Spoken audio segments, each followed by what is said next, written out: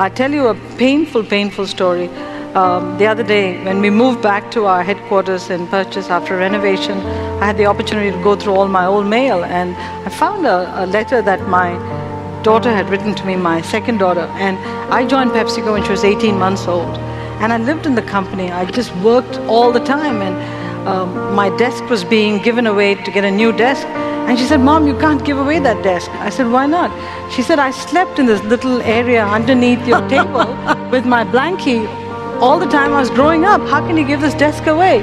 And I sat back and said, my God, what a memory for her to have. And then I was going through the files. There's a letter from her to me which I'm keeping because I have to remind myself of what I lost. It says, "Dear Mom, I love you. Please come home. Please, please, please, please, please come home. I love you, but I love you more if you came home." This is my 4 or 5-year-old writing these notes. So how did I do it? Huge number of sacrifices, huge number of sacrifices, trade-offs. And I think through it all, I might be a CEO today, and I love the job, I love where I am, but I will tell you, if I had to write a letter to myself as a younger person, I'd say, be careful about all the choices you're making, because you will look back and it'll hurt like hell, and it does. I want to start with maybe the most important question, and that is, when you were in your university and you were playing cricket, what position did you play on the university team? You know, first of all, do you know what cricket is all about? I do not. And okay. So still, it's not going to make a difference what I tell you. I'm not really very interested either. Okay. Go ahead. What position did you play, seriously? I opened the batting and the bowling. Someone knows what that means. That's really great. Are you impressed? Leadership. Are you impressed? I think so, yeah. Yeah. I was also captain of the cricket team. That was kind of my point. She's a leader. I have known Indra for a really long time, and I was thinking about what words I would use to describe her, and some of them would be visionary, competitive, tough-minded, caring. Indra makes things happen. She has a natural leadership characteristic that you have used not only to lead PepsiCo and in your previous roles, but you also influence Walmart in a big way.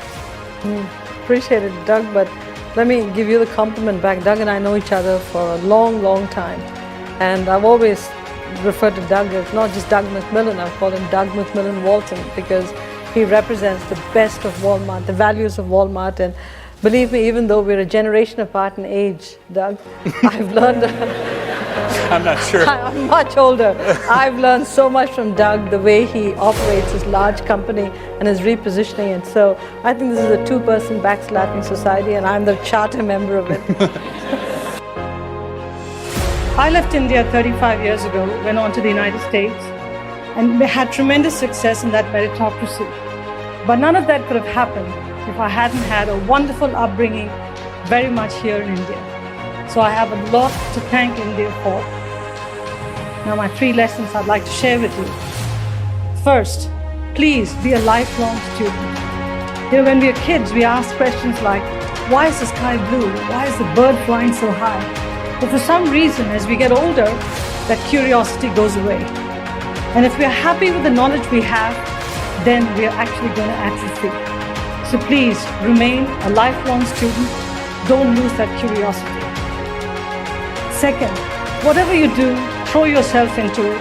Throw your head, heart, and hands into it. I look at my job not as a job. I look at it as a calling, as a passion.